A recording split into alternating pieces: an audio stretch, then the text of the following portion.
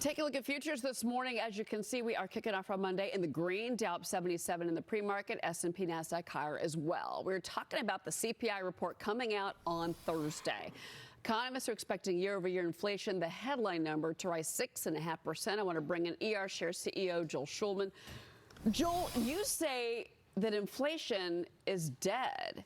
And you say that we are at 2%. How do you say that when we're still at, we think, going to be at 6.5% headline inflation Thursday? Where's the math? Well, 6.5%. You're right, 6.5% annualized. But if we're looking at current data, last month it was 0.1% according to the CPI official data. And if you remove housing, and housing's the biggest component, it's 30 to 40% of the weight. If you remove housing, it was actually negative 0.1%. What's interesting, if you look at the current data in Case-Shiller, a couple of economists have the Case-Shiller index, which is widely watched. Their most recent data shows that housing is down between 0.6 and 0.8% between November and December. That's annualized 10%.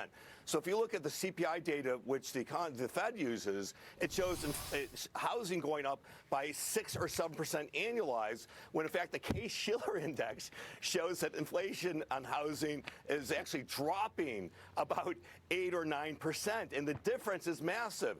If you looked at the current housing data, and this is key. I look at it every day, so I'm listening. Yeah. Yeah. So, and by the way, in New York, major metropolitan areas, it's down, 10+% in annualized basis. This data shows that housing is significantly dropping, and if you incorporate that data rather than what the Fed uses, we actually have negative inflation of 3 to 5% on an annualized basis. But we're not going to see that Thursday. We're going to see a stale housing data report, and they may show 6 or 7% annualized, but we got to look at the incremental data, the current data on the ground, which is showing actually inflation is dead. But how much attention is the Fed going to give that? I understand your point about Case-Shiller, but I also have to push back on the fact that when it comes to the housing market, and fine, it is a big piece of CPI, and I know shelter is 40% of CPI on Thursday. At the same time, if you're talking about sales, which is Case-Shiller, this is home sales, the market is still pretty stuck. The housing market is kind of in this weird, murky, nobody wants to sell. People are worried about buying because of interest rates. My prediction is, and I talk to a lot of people in that space, is that you're going to see the real shift in the downturn in housing, but that's not going to be until probably March.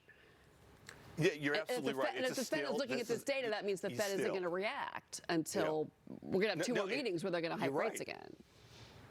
You're absolutely right. The Fed's not going to react. They want to be tough on inflation. They're going to see year-over-year inflation's up. And they're also going to see job increases going up. We saw 225,000 jobs last week. But the jobs going up are in housing and leisure. They're not the high-priced tech jobs, which we know are going down. We know there are hundreds of thousands of jobs being lost in the last 6 or 7 months from major companies, the tech companies.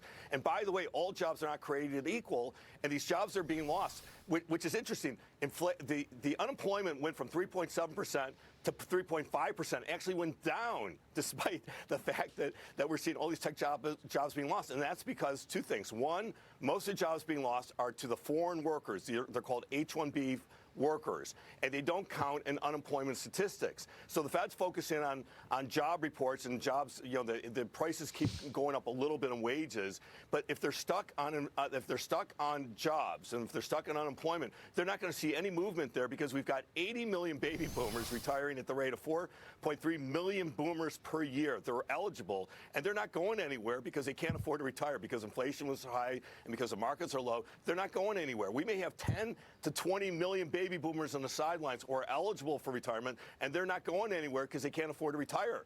So, and if we compare that, by the way, to the 5.7 million unemployed people, the amount on the sidelines is massive, right? We've got unemployment's not going anywhere. And if the Fed is trying to drive unemployment up, they're seeing that they're not effective there because all they're doing is creating hospitality and leisure jobs, which aren't going to help our long-term economy. Yeah. Joel, David Nelson, so much of what you're saying rings home for me. A lot of the data that the Fed is looking at is backwards looking. The BLS, Bureau of Labor Statistics, has had a project for some time to try to get them to use more high-frequency data. Is there anything out there that you see that they can make a change right now that can make this data more relevant?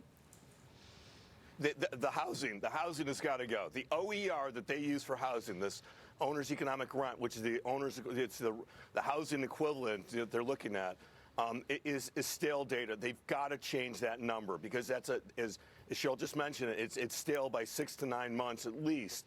And so if they're going to respond to that, and they're also responding to job statistics and unemployment, which isn't going anywhere, they've got to realize that they're undermining the economy long term by killing the tech and healthcare, which is where the growth of our economy is really based. It's not based on hospitality and us serving each other in restaurants and so forth. It's based on the tech jobs that we're losing right now daily. No, and you make an interesting point, too, as we're talking about layoffs. So we're seeing more, whether it's the banks or whether it's in technology, whether it's Tesla. I mean, we are still seeing layoffs really pick up, but we still have not seen that reflected in the jobs report. And I keep waiting for that every month, but then you've got a 2-week lag on the jobs report. So it's old data. It is old data. I completely agree with you.